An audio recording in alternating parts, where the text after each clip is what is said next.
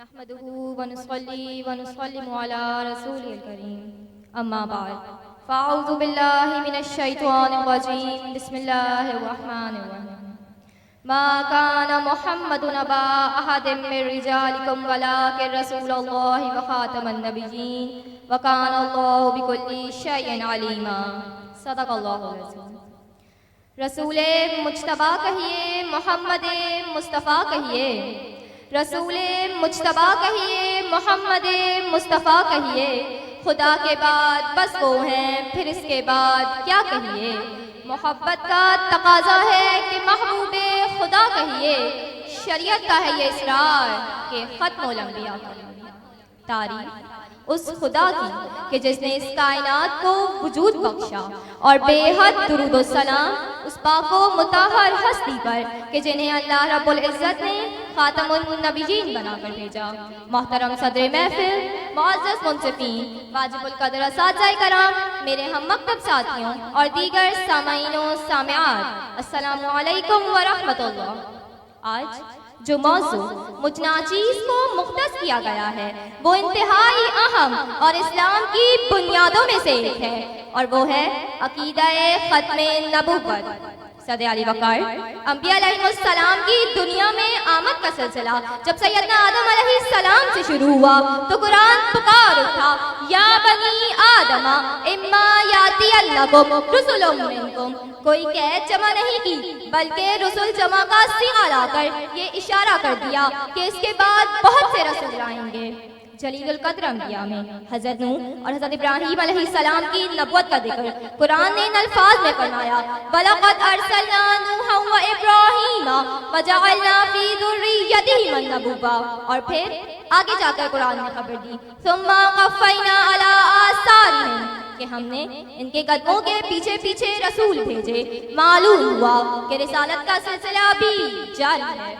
جلیل القدر انبیاء میں حضرت موسیٰ علیہ السلام کی آمد پر قرآن فرماتا ہے، وَلَقَدْ آتَيْنَا مُوسَى الْكِتَابَ وَقَفَّيْنَا مِن بَعْدِهِ الرُّسُلَ، کہ ہم نے موسیٰ کو کتاب عطا کی اور ان کے پیچھے پیچھے لگاتار یا کے بعد دیگرے رسول بھیجے۔ معلوم ہوا کہ رسالت کا سلسلہ بھی جاری ہے۔ سامعین ذی وقار، قرآن پاک کی ان آیات سے اس بات کا تعین ہو گیا کہ حضرت آدم علیہ السلام سے جو سلسلہ نبوت شروع ہوا سیدنا موسیٰ علیہ السلام تک تمام انبیاء اپنی نبوت کی خبر کے ساتھ ساتھ آنے والے انبیاء علیہ السلام کی خبر بھی دیتے رہے کہ نبوت کا سلسلہ بھی جاری ہے۔ پھر جب باری آئی سیدنا عیسیٰ علیہ السلام کی تو قرآن فرماتا ہے، وَإِذْ قَالَ عِيسَى ابْنُ مَرْيَمَ يَا بَنِي إِسْرَائِيلَ إِنِّي رَسُولُ اللَّهِ إِلَيْكُمْ مُصَدِّقًا لِمَا بَيْنَ يَدَيَّ مِنَ التَّوْرَاةِ وَمُبَشِّرًا بِرَسُولٍ يَأْتِي مِن بَعْدِي۔ لوگوں، میرے بعد زیادہ رسول تو نہیں آئیں گے، ہاں ایک آئیں گے، نام بھی بتا دیا، اسمہ احمد۔ اور پھر جب باری آئی آمد محبوب رب کائنات کی تو قرآن پکار اٹھا، ما کان محمد ابا احد من رجالکم ولکن رسول اللہ وخاتم النبیین وکان اللہ بکل شیء علیما۔ صدر علی وقار، اللہ رب العزت نے اپنے محبوب کو خاتم النبیین فرما کر قیامت تک کی دنیا کو یہ پیغام دے دیا کہ اب ہم نے قیامت تک نبوت کے دروازے کو ہمیشہ ہمیشہ کے لیے بند کر دیا ہے، اور عقیدہ ختم نبوت کی حفاظت اس امت کے ہر امتی پر فرض کر دی ہے۔ صدر علی وقار،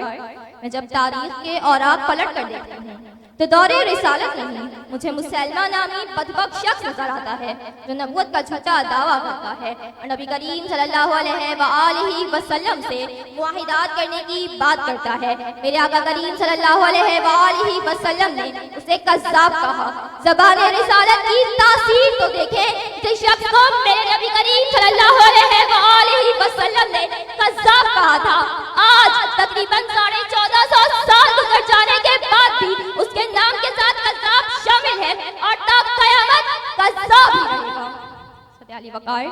میں جب مزید تاریخ کے اوراق پلٹ کر دیکھتی ہوں تو مجھے تحفظ ختم نبوت کے پہلے مجاہد صحابی رسول حضرت حبیب بن زید نظر آتے ہیں، جنہوں نے مسلمہ کذاب کے دربار میں اس کے حواریوں اور سپاہیوں کے سامنے اسے کذاب کہا اور یہ اعلان کیا کہ میرے نبی خاتم النبیین بن کر آئے ہیں اور اب تک قیامت نہ ہوگی۔ صدر علی وقار، اس اعلان کے بعد حضرت حبیب بن زید کو بڑی بے دردی سے شہید کر دیا گیا۔ آپ کے جسم کے ٹکڑے ٹکڑے کر دیے گئے، لیکن تحفظ ختم نبوت کے مجاہد کی محبت اور ایمان کا عالم یہ تھا کہ آپ کے جسم کی ہر ساز، دھڑکتے ہوئے دل کی ہر دھڑکن اور بہتے ہوئے خون کا ہر قطرہ اس بات کی گواہی دے رہا تھا کہ میرے اللہ نے میرے نبی کو خاتم النبیین بنا کر بھیجا ہے۔ حضرت علی وقار، میں جب مزید تاریخ کا مطالعہ کرتی ہوں تو مجھے صحابہ کرام رضوان اللہ تعالی علیہم اجمعین جیسی عظیم ہستیاں دور صدیق اکبر میں یمامہ کے میدان میں ختم نبوت کی حفاظت کرتے نظر آتے ہیں، جہاں ایک نہیں، دو نہیں، تین نہیں، بلکہ 1200 صحابہ نے اپنی جانوں کو قربان کر کے اپنے نبی کی نبوت پر پہرا دے کر قیامت تک کی دنیا کو یہ پیغام دے دیا۔ کوئی کسی بھی عہدے یا منصب پر ہو، کسی بھی مقام و مرتبے پر ہو، کوئی محدث ہو یا محقق ہو، مفسر ہو یا مفکر ہو، عالم ہو یا مدرس ہو، ہر وہ شخص، ہر وہ شخص کہ جس نے لا الہ الا اللہ محمد رسول اللہ کا اقرار زبان سے اور تصدیق دل سے کی، اس پر لازم ہے کہ عقیدہ ختم نبوت کی حفاظت کے لیے زندگی کی آخری سانس تک خود کو تن من دھن سے بارگاہ رسالت میں حاضر رکھے۔ صدر علی وقار، میں اپنی تقریر کا اختتام ان الفاظ سے کرنا چاہوں گی کہ ختم نبوت پر مر مٹنے کا جذبہ کل بھی تھا اور آج بھی ہے، کیونکہ میرے نبی سے میرا رشتہ کل بھی تھا اور آج بھی ہے، کل بھی تھا اور آج بھی ہے۔